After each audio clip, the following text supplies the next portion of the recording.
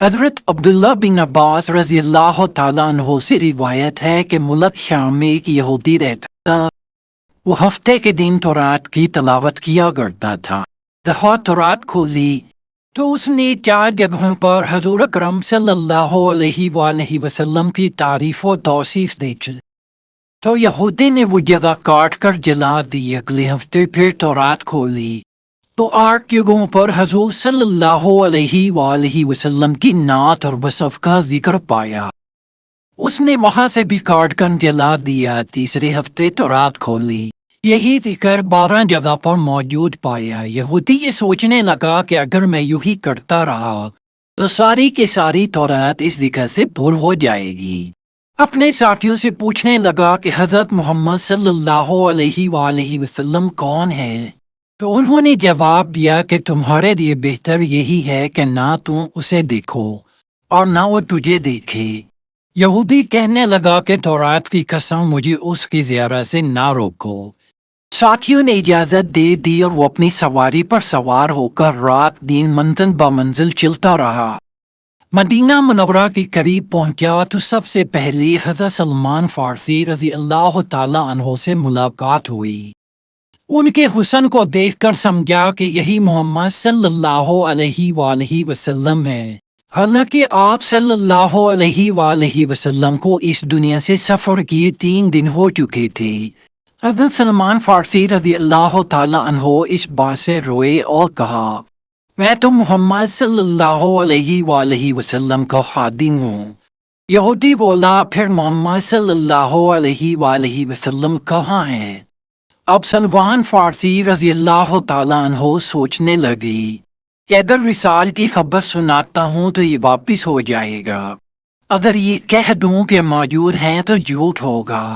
بالا پھر حضرت سلمان فارسی رضی اللہ تعالیٰ عنہ یہودی سے کہنے لگی کہ میں تجھے حضور صلی اللہ علیہ وآلہ وسلم کے صحابہ کے پاس لے چلتا ہوں۔ مسجد میں آئے تو سب کے سب صحابہ کرام رضی اللہ تعالیٰ عنہم غم کی تصویر بنے ہوئے تھے۔ یہودی نے یہ سمجھ کر کہ ضرور حضرت محمد صلی اللہ علیہ وآلہ وسلم ان میں موجود ہوں گے، السلام علیک یا محمد صلی اللہ علیہ وآلہ وسلم کا کلمہ کہا۔ صحابہ کرام رضی اللہ تعالیٰ عنہم نے یہ سنا تو تمام صحابہ کرام میں ایک کہرام مچ گیا اور سب آہو بکا کرنے لگی۔ حضرت علی رضی اللہ تعالیٰ عنہ بھی وہاں تشریف فرما تھے۔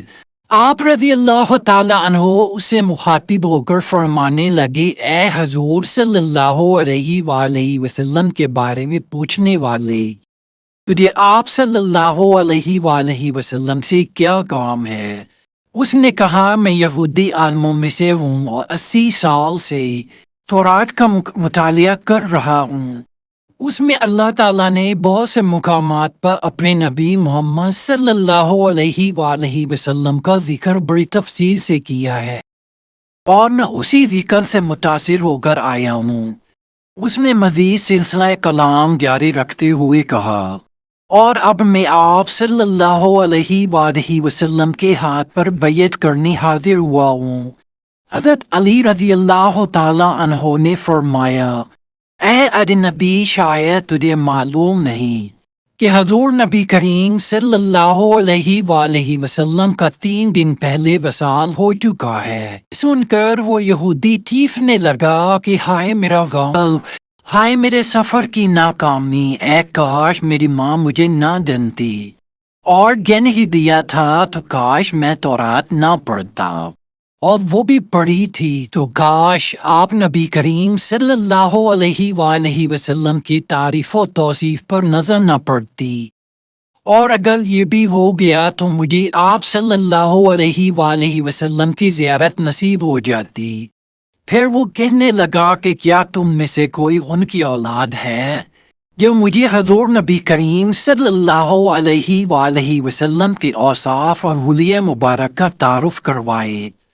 حضرت علی رضی اللہ تعالیٰ عنہ آگے بڑھے اور فرمایا، میرا نام علی ہے۔ یہودی بولا، میں نے آپ علیہ السلام کا نام بھی تورات میں دیکھا ہے۔ تو حضرت علی رضی اللہ تعالیٰ عنہ نے حضور نبی کریم صلی اللہ علیہ وآلہ وسلم کا حلیہ مبارک بیان کرنا شروع کیا کہ آپ صلی اللہ علیہ وآلہ وسلم نہ حد سے زیادہ لمبے تھے اور نہ ہی زیادہ چھوٹے تھے۔ سر مبارک گول تھا، پیشانی کشادہ اور آنکھوں کا رنگ خوب سیاہ تھا۔ آپ نبی کریم صلی اللہ علیہ وآلہ وسلم کی پلکیں دراز تھیں۔ ہنسی کے وقت دانتوں سے نورانی شعائیں نکلتی تھیں۔ سینے سے لے کر ناف تک بالوں کی لکیر تھی۔ ہتھیلیوں پر گوشت تھا، قدموں کے تلوے قدرے گہرے تھے۔ بدن کے جوڑوں کی ہڈیاں موٹی تھیں، مثلاً کوہنیاں اور گھٹنے، اور آپ نبی کریم صلی اللہ علیہ وآلہ وسلم کے شانوں کے درمیان مہر نبوت تھی۔ یہودی کہنے لگا، اے علی رضی اللہ تعالیٰ عنہ، تو نے جو کچھ بتایا بالکل صحیح بتایا۔ تورات میں آپ نبی کریم صلی اللہ علیہ وآلہ وسلم کی تعریف و توصیف اسی طرح موجود ہے۔ پھر کہا، محمد صلی اللہ علیہ وآلہ وسلم کا کوئی کپڑا موجود ہو تو میں اسے سونگنا چاہتا ہوں۔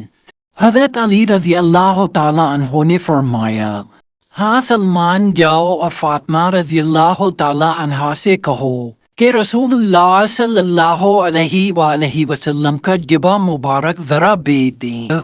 حضرت سلمان فارسی رضی اللہ تعالیٰ عنہ دروازے پر آئے اور دروازہ کھٹکھٹایا۔ اندر حسن و حسین رضی اللہ تعالیٰ عنہما رو رہے تھے۔ حضرت فاطمہ رضی اللہ تعالیٰ عنہا کی آواز آئی، یتیموں کا دروازہ کون کھٹکھٹا رہا ہے؟ تو حضرت سلمان فارسی رضی اللہ تعالیٰ عنہ نے اپنا نام بتایا اور حضرت علی رضی اللہ تعالیٰ عنہ کا پیغام دیا۔ وہ روتے ہوئے بولی، میرے بابا کا جبہ مبارک کون پہنے گا؟ حضرت سلمان فارسی رضی اللہ تعالیٰ عنہ نے سارا قصہ سنایا۔ آپ رضی اللہ تعالیٰ عنہ جبہ مبارک نکال کر لے آئیں جو 7 جگہوں سے کھجور کے ریشے سے۔ پھر اس کے بعد حضور اقدس صلی اللہ علیہ وآلہ وسلم کی قبر شریف پر حاضر ہوا اور آسمان کی طرف سر اٹھا کر کہنے لگا، اے اللہ، میں گواہی دیتا ہوں کہ تو واحد یکتا و یگانہ ہے، کائنات تیری نیاز مند ہے اور تو بے نیاز ہے، اور میں یہ بھی گواہی دیتا ہوں اس قبر شریف میں تیرا حبیب صلی اللہ علیہ وآلہ وسلم ہے۔